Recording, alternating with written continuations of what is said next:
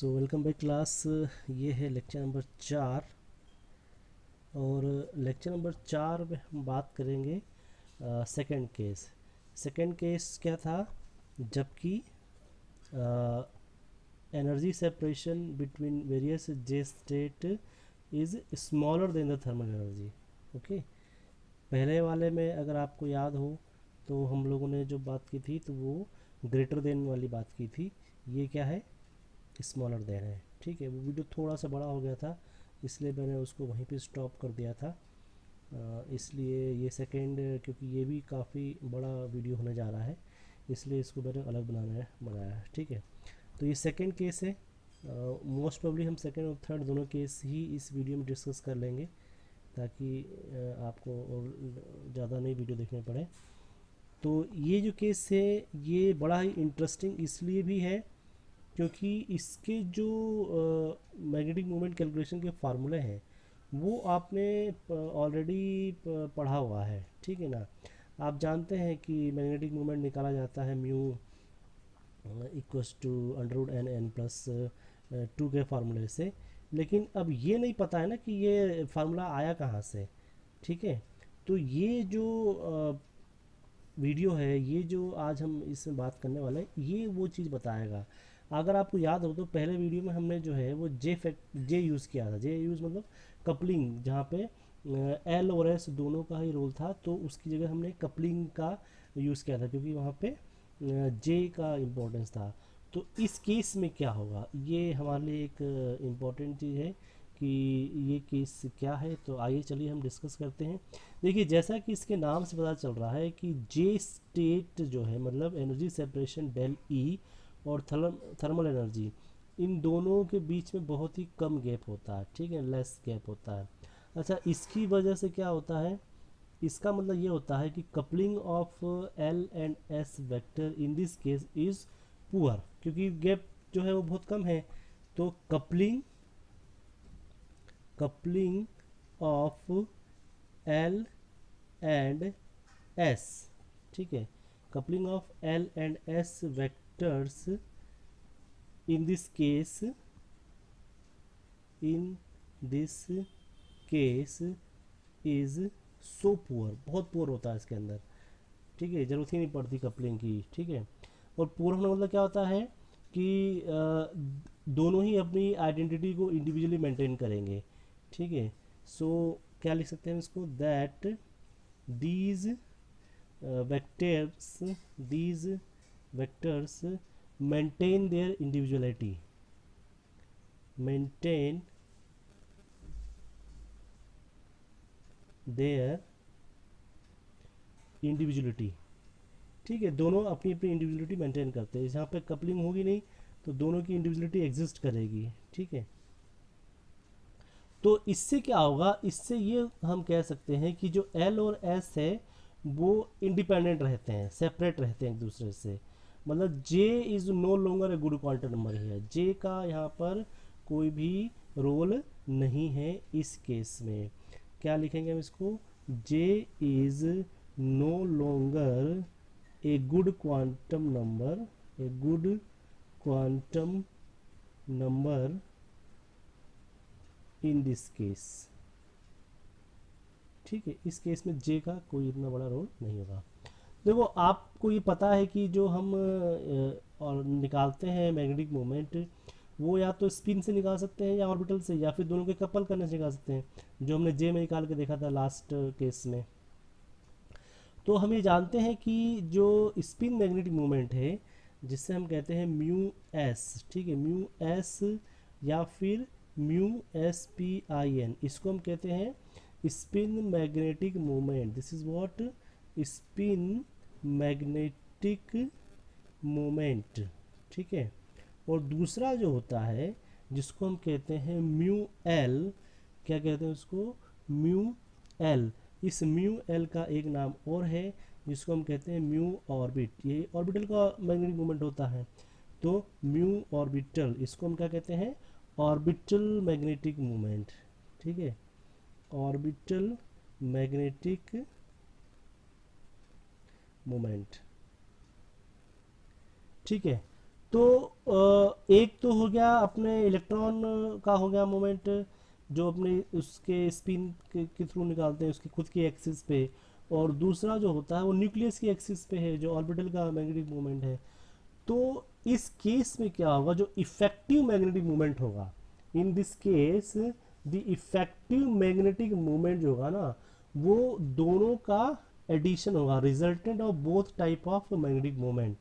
ठीक है, तो इसको हम क्या लिख सकते हैं, म्यू इफेक्टिव जो होगा वो म्यू एस और म्यू एल दोनों के बराबर, क्योंकि जब हम कहते हैं कि मैग्नेटिक ससेप्टिबिलिटी, तो मैग्नेटिक ससेप्टिबिलिटी क्या है, वो एक एडिटिव प्रॉपर्टी है। ठीक है ना, magnetic susceptibility is additive property, additive property of total susceptibility. ठीक है ना, जो तो एस से और एल से। क्यों, क्योंकि यहाँ पर मैं मेंशन कर देता हूँ, magnetic magnetic susceptibility, magnetic susceptibility जिसको हम लिखते हैं एक्स एम से, ठीक है ना, ये एक्स से या थोड़ा सा ये अलग टाइप बनता है, इज एन एडिटिव प्रॉपर्टी। ये क्या है, एक प्रकार की एडिटिव प्रॉपर्टी, इसलिए दोनों का कॉम्बिनेशन यूज़ किया जाता है। ठीक है, तो यहाँ से जो म्यू इफेक्टिव होगा वो दोनों का सम होगा, ये तो क्लियर है। तो पहले म्यू इफेक्टिव, पहले हम चलते हैं मैग्नेटिक ससेप्टिबिलिटी की तरफ। तो मैग्नेटिक ससेप्टिबिलिटी एक्स एम जो होगा वो होगा आपका, दोनों का सम क्या है, एन। एन ये फार्मूला है, ये आप याद आप कहाँ से आए ये ज़रूरी नहीं है, बस आपको ये याद रखना है कि एक फार्मूला है ये 3kT, ठीक है ना, अलग अलग कांस्टेंट के साथ में, और ये है एन म्यू एस का स्क्वायर 3kT। यहाँ से कॉमन टर्म क्या निकल जाएगा, आपको पता है n अपॉन 3kT जो है वो कॉमन है, तो बचेगा क्या, म्यू एल का स्क्वायर और म्यू एस का स्क्वायर। ठीक है, तो ये जो है आपका इक्वेशन नंबर क्या है, 1 है। अब म्यू इफेक्टिव मैंने जैसा आपको बताया कि म्यू इफेक्टिव दोनों का क्या है, कॉम्बिनेशन है। तो म्यू इफेक्टिव जो है वो है म्यू एल प्लस एस, या एस प्लस एल भी कहीं लिखा जाता है, इससे कोई ज़्यादा फर्क नहीं पड़ता।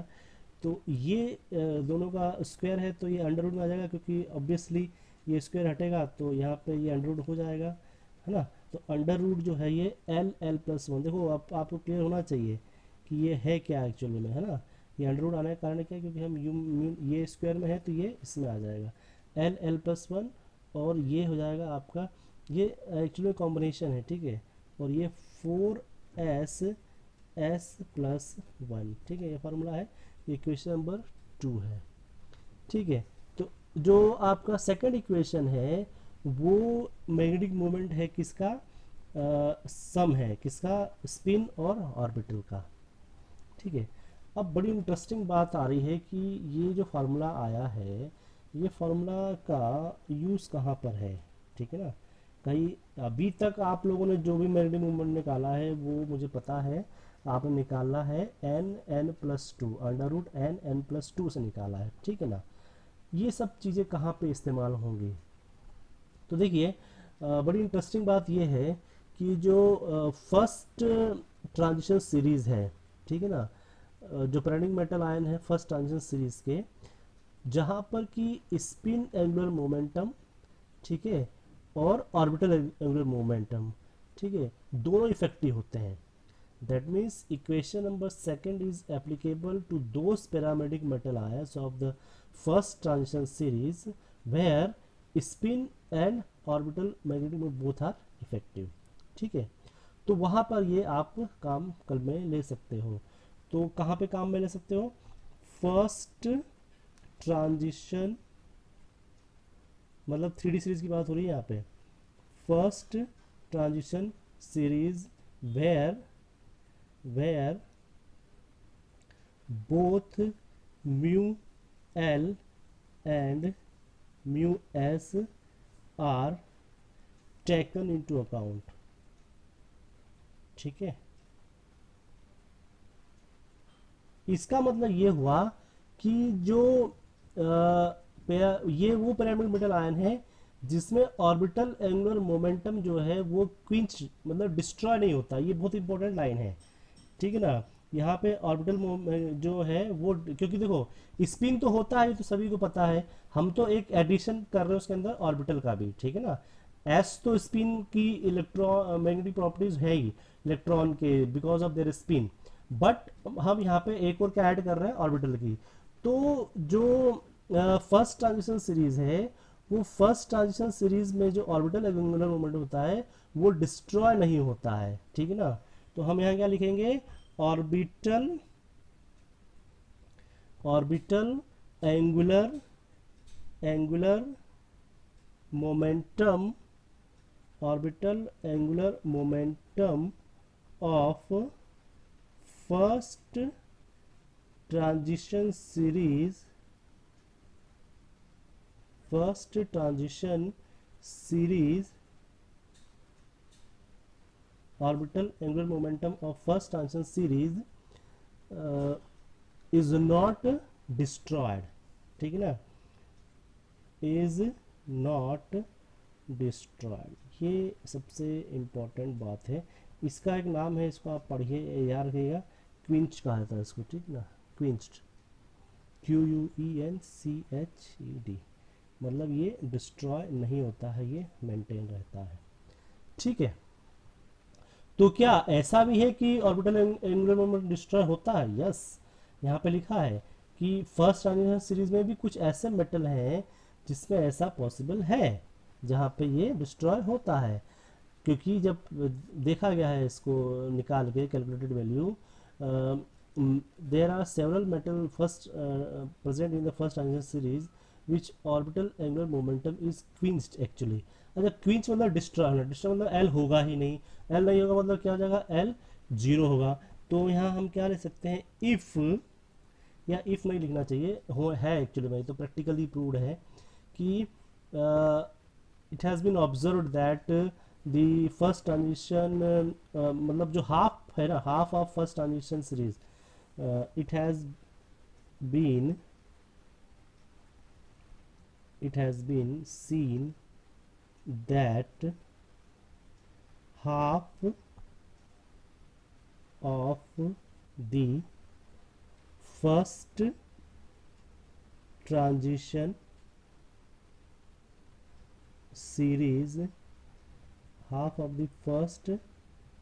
series मैं इसको डायरेक्ट लिख रहा हूँ, म्यू एल, ठीक है ना, orbital angular momentum is actually quenched. Quench का मतलब क्या हो जाएगा, एल क्या हो जाएगा, जीरो हो जाएगा। इसको हम समझेंगे एग्जाम्पल से।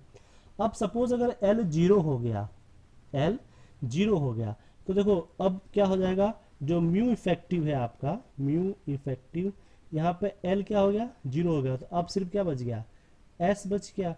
और एल अगर आपने यहाँ जीरो पुट कर दिया तो यहाँ पे क्या बचेगा आपका, 4s प्लस 1 बोहर मैग्नेटॉन, ठीक है। ये बचा आपका, ये भी आपका एक प्रकार की आपकी क्या है, इक्वेशन है, इसको इक्वेशन में 3 दे दिया। अच्छा, अब हमको पता है कि 2s जो होते हैं वो बराबर होते हैं n के, 2s क्या बराबर होता है, n के, ठीक है ना, एक दो ट्वाइस ऑफ स्पिन। तो इस वैल्यू को अगर आप यहाँ पुट कर दो, ठीक है ना, या फिर s की जगह n/2 रख दो, s की जगह n/2 रख दो, तो यहाँ s की जगह n/2 रखोगे तो यहाँ क्या बच जाएगा आपका, यहाँ बचेगा आपका n, क्योंकि देखो ये s, ये 4s है, ठीक है, और 2s जो होता है वो किसके बराबर होता है, n के। तो इस वैल्यू को जब आप यहाँ पुट करोगे तो ये जो है आपका n, जो म्यू इफेक्टिव है, ये हो जाएगा आपका, मैं यहाँ लिख रहा हूँ फिर से, mu effective equals to mu S. अच्छा, म्यू एस के बाद ही इसको आप और बता सकते हो, mu S dot O, S dot O यहाँ पे जो है वो स्पिन ओनली फार्मूला है ये, ठीक है ना, जहाँ पे सिर्फ इलेक्ट्रॉन की स्पिन को काउंट किया जाता है। तो ये एस की जगह जब एन के फॉर्म में लाओगे तो ये n+2 हो जाएगा। इसको जब आप वैल्यू पुट करके रखोगे ना तो ये आ जाएगा। तो देखो ये अब आपको पता चलना चाहिए कि एक्चुअली में ये जो आपका फार्मूला आया है ना वो कहाँ से आया है। बात समझ आई? इस फार्मूले का आपने हजारों बार इस्तेमाल किया है मैग्नेटिक मोमेंट निकालने के लिए, किया है, लेकिन ये फार्मूला एक्चुअल में आया कहाँ से है? तो ये फार्मूला तब आता है जबकि एल मतलब ऑर्बिटल एंगुलर मोमेंटम जो होता है वो क्या होता है, क्विंच्ड होता है। ठीक है, इसको हम कहते हैं स्पिन ओनली फार्मूला।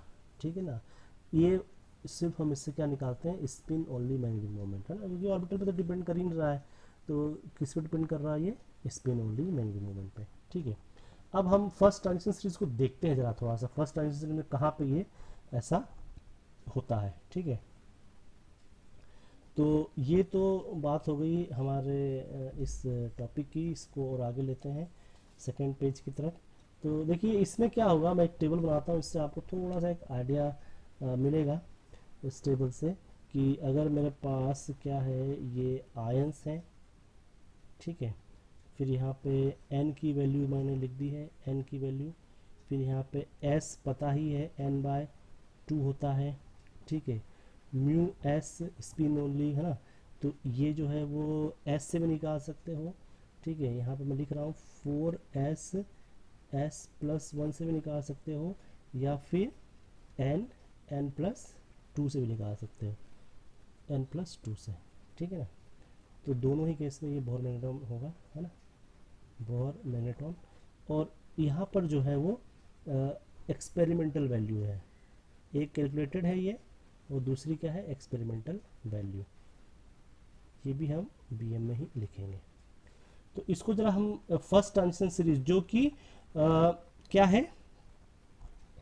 डिसएग्रीमेंट है, जो हमने बात की थी ना कि एल क्विंच कर देती है, एल जिसमें नहीं होता है उनकी हम बात कर रहे हैं। ठीक है, तो ये एक थोड़ा सा टेबल मैं बता के बताता हूँ यहाँ पे कैसे ये करना है, हालांकि इसमें ज़्यादा कोई बड़ी बात नहीं है, पर फिर भी इससे आपको एक आइडिया लगेगा कि ये एक्चुअली में क्या है इसके पीछे की। ठीक है,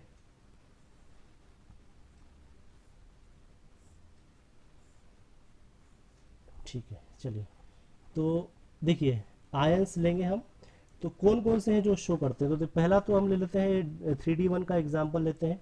तो पहला तो ये हो गया आपका टाइटेनियम+3।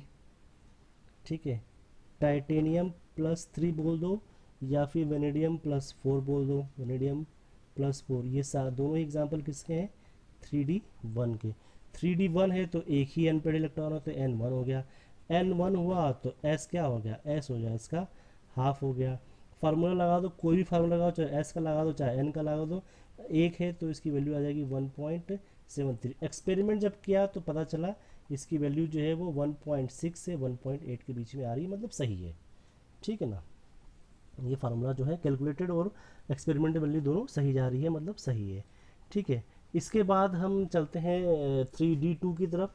देखिए 3D2 लेना है तो टाइटेनियम जो है वो एक कम कर देते हैं, तो टाइटेनियम मैंने कर दिया यहाँ पे +2, टाइटेनियम जो है वो +2 कर दिया, और जब टाइटेनियम +2 किया है तो वेनेडियम भी मुझे कम करना पड़ेगा। ठीक है, तो वेनेडियम जो है +3 कर दिया है, तो मुझे मिल गया है 3D2। यहाँ 2 अनपेड इलेक्ट्रॉन होंगे, जब 2 अनपेड इलेक्ट्रॉन होंगे तो ये s की वैल्यू क्या हो जाएगी, यहाँ पे 1 हो जाएगी। कोई भी फार्मूला लगाओ आपको वैल्यू मिलेगी 2.83 करके देख सकते हो। हाँ, एक्सपेरिमेंटल वैल्यू आपको पता नहीं है, याद रखनी पड़ेगी, 2.7 इस केस में से 2.9, तो इस ये वैल्यू भी जो है वो बराबर ही आ रही है, कोई दिक्कत नहीं है। ठीक है, अब हम चलते हैं तीसरे केस में, जहाँ पर वेनेडियम जो है वो 3+ है, और आपका जो है क्रोमियम, सॉरी वेनेडियम को 2+ कर देते हैं, 2+, और क्रोमियम जो है वो 3+ कर देते हैं, तो ये हो जाएगा आपका 3D3। ठीक है, यहाँ पे 3 इलेक्ट्रॉन आ जाएंगे, 3 इलेक्ट्रॉन है तो ये वैल्यू हो जाएगी 3/2, और 3/2 है तो यहाँ पे इसका जो आंसर आएगा वो 3.87, कैलकुलेट करके देखना आप, आ जाएगा। एक्सपेरिमेंटल वैल्यू में डायरेक्ट लिख रहा हूँ, ये तो एक्सपेरिमेंट से आई है, वो हम कर नहीं सकते हैं। ठीक है, एक्सपेरिमेंटल वैल्यू भी कैन नॉट, हम एक्सपेरिमेंट तो परफॉर्म कर नहीं सकते, कैलकुलेशन ज़रूर कर सकते हैं। ठीक है, 3D3 की बात हो गई, अब ऐसे ही हम 3D4 का एग्जाम्पल ले लेते हैं। 3D4, तो ऐसे ही करके जब आप कई सारे एग्जांपल लेते जाओगे ना, 3D4 का, फिर 3D5 का, तो ऑलमोस्ट आपको सब में, मैं एक एग्जांपल और ले लेता हूँ यहाँ पर, कोबाल्ट का ले लेते हैं। कोबाल्ट प्लस टू लिया मैंने, ठीक है। तो कोबाल्ट प्लस टू एग्जाम्पल है 3D7 का। तो कोबाल्ट प्लस टू 3D7 का एग्जाम्पल हुआ तो कितने इलेक्ट्रॉन मिले इसमें? 3 मिले। 3 मिले तो फिर ये 3/2 हुआ। 3/2 हुआ तो फिर से ये 3.87 हुआ। और यहाँ पर जो है ना एक्सपेरिमेंटल वैल्यू जो है, ये देखो थोड़ा सा जो है गड़बड़ हो रही है, 4.1 और 5.2, मतलब इससे बाहर निकल गई एक्सपेरिमेंटल वैल्यू से, ठीक है। तो ये जो गड़बड़ आई है, एक एग्जांपल और ले लो लास्ट, कॉपर का भी ले लो। कॉपर प्लस टू लिया तो 3D9 हुआ। 3D9 का मतलब हुआ कि एक मेरे पास अनपेड इलेक्ट्रॉन होगा, तो ये हाफ हो जाएगा, ये 1.73 हो जाएगा। तो ये वैल्यू हो जाएगी 1.8 से लगाकर 2.1। ये हम डिस्कस करने वाले हैं अभी, ठीक है। तो देखो इस टेबल से हमको ये पता चल रहा है कि ये वो कुछ इलेक्ट्रॉन हैं, ये वो कुछ 3D सीरीज के मेटल आयन हैं जो कि एल क्विंच कर देते हैं, एल को डिस्ट्रॉय कर देते हैं, ठीक है। अब आप देखो तो जो एक्सपेरिमेंटल वैल्यूज हैं और जो कैलकुलेटेड वैल्यू हैं, वो कहीं पे आपको बाहर निकल रही दिख रही है और कहीं आपको बराबर दिख रही है। तो हम जो बाहर निकल रही वाला केस एक बार देख लेते हैं कि जो कोबाल्ट है, कोबाल्ट में जो एक्सपेरिमेंटल वैल्यू है, कोबाल्ट की जो एक्सपेरिमेंटल वैल्यू है वो हायर है। ये एक्सपेरिमेंटल वैल्यू की बात कर रहा हूँ मैं, वो हायर है किससे? कैलकुलेटेड वैल्यू से। तो हायर वैल्यू होने का मतलब क्या है? हायर वैल्यू होने का मतलब ये है कि there is some orbital contribution also, ठीक है ना, जो कि हमने अवॉइड किया है, एल को क्विंच किया है ना हमने, तो ये वैल्यू यहाँ पे हायर शो कर रहा है। बड़ा इंटरेस्टिंग बात है ये, देखो कैलकुलेशन आपकी आई 3.87, अब एक्सपेरिमेंट कह रहा है कि नहीं ये है। इसका मतलब ये हुआ कि हमने स्पिन तो सारा यूज कर लिया है, तो बचा क्या? ऑर्बिटल ना। तो इसको आप एक्सप्लेन कर सकते हो कि there must be some contribution of what, orbital also, ठीक है ना। तो ऑर्बिटल कंट्रीब्यूशन होने की वजह से, अच्छा आप बोलोगे सर इसमें तो ऑर्बिटल था वो डिस्ट्रॉय था, डिस्ट्रॉय था, I am agree with that, but experiment से जो वैल्यू आ रही है उस वैल्यू से अगर डेविएट कर रहा है तो there must be some reason, ठीक है ना। तो यहाँ पे हम लिख सकते हैं, यहाँ मैं लिख रहा हूँ कि cobalt plus two, cobalt plus two shows higher magnetic moment, cobalt plus 2 shows higher magnetic moment compared to calculated value,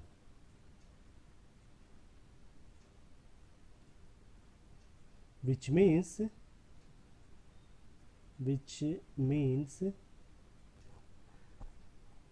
cobalt plus 2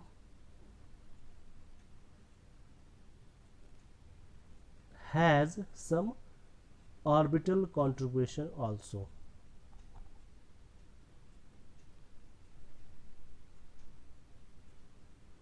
some orbital contribution also, ठीक है। कोबाल्ट प्लस टू में जो है ऑर्बिटल का कंट्रीब्यूशन भी है, बात समझ आ रही है। तो अगर आपका एक्सपेरिमेंटल वैल्यू जो है वो एक्सीड कर रहा है, ठीक है, तो इसका मतलब ये समझना, if experimental value of that means mu effective exceed mu S, तो हम ऐसा कह सकते हैं it is believed that the orbital angular momentum is not completely quenched, ठीक है ना। इसको हम कह सकते हैं कि जो हम कह रहे हैं कि क्विंच हो रहा है वो कंप्लीटली क्विंच्ड नहीं होता है, और अगर बराबर आती है तो कंप्लीटली क्विंच हो जाता है। तो यहाँ एक जनरलाइज कर लेते हैं इसको, क्या कि mu calculated is equal to mu experimental. ठीक है, अगर दोनों बराबर आ जाती हैं, ठीक है, तो यहाँ पर एंगुलर मोमेंटम जो है वो कम्प्लीटली क्विंच्ड है। इसका मतलब क्या हुआ, जो एंगुलर मोमेंटम है वो completely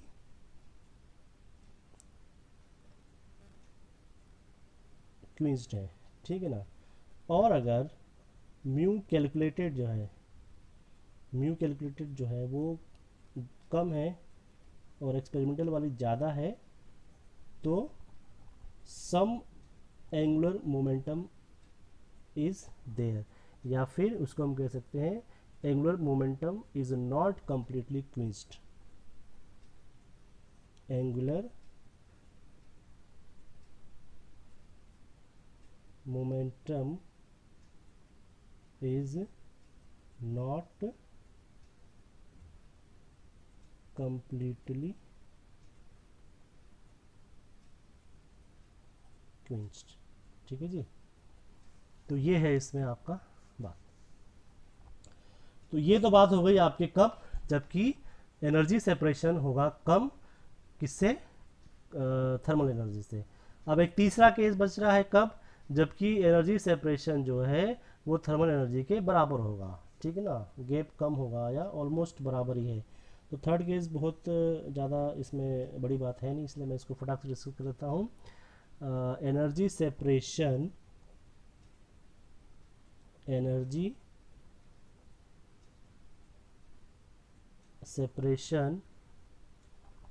that means del E between various J states are comparable to KT, है ना, बराबर हैं जो, comparable to KT।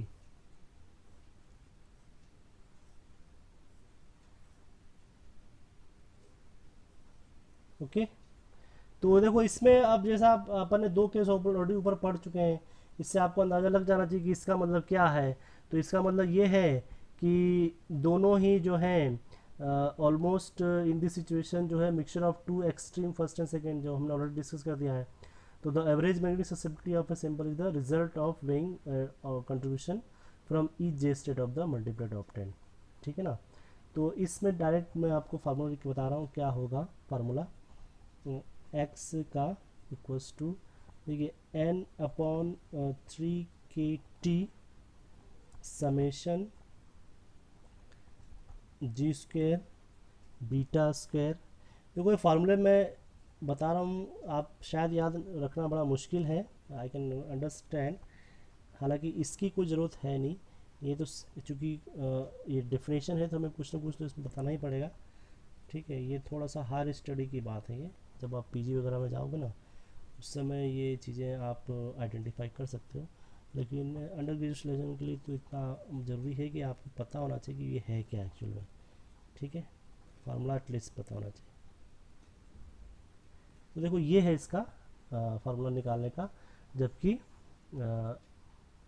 इसमें, अब इसमें देखो एक चीज़ आ रही है जो निकल के तीनों ही इस केस में, कि ये जो टेम्परेचर है ना, क्योंकि हम कह रहे हैं कि मैग्नेटिक ससेप्टिबिलिटी जो है ना वो टी आ रहा है सब में, के तो कांस्टेंट है, तो there is a relationship.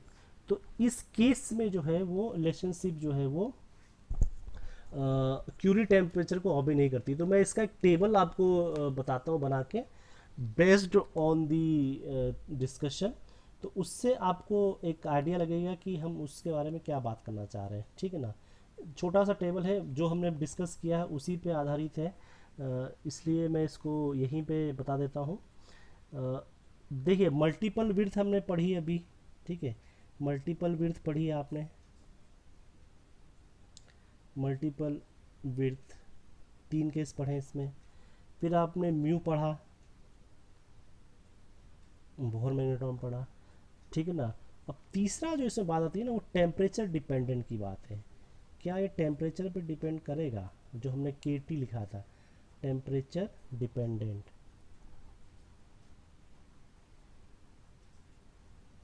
Of action. तो ये बड़ा सिंपल है। इसमें मैं यहाँ पे आपको तीनों ही केस जो हमने डिस्कस किया उसके आधार पर बताने जा रहा हूँ।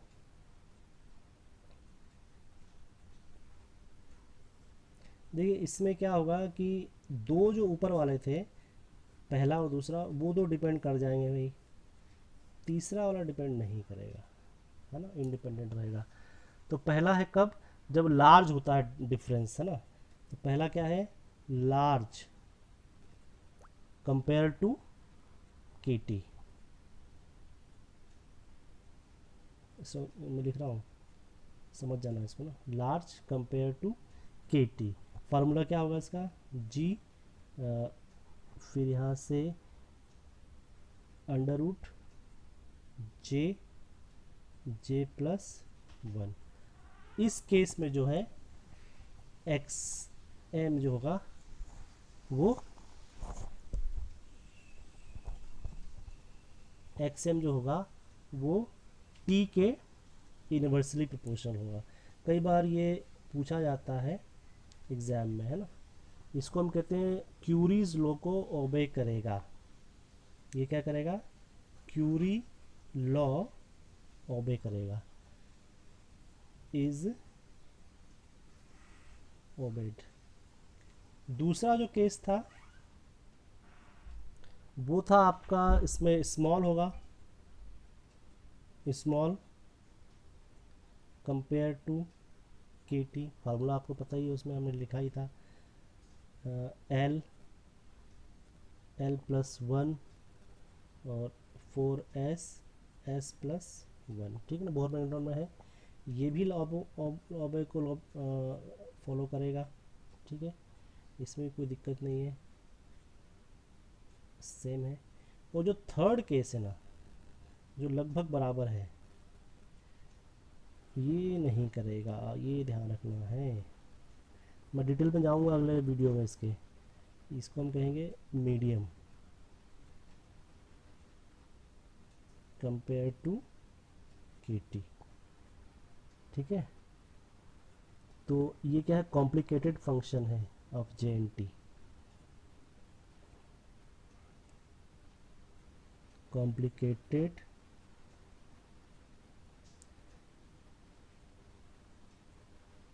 Function of J N T. तो ये जो है वो क्यूरी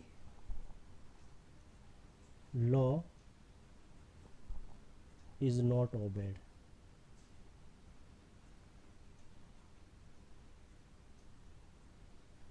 ठीक है, तो मेरे ख्याल से ये वीडियो इतना काफ़ी है समझने के लिए।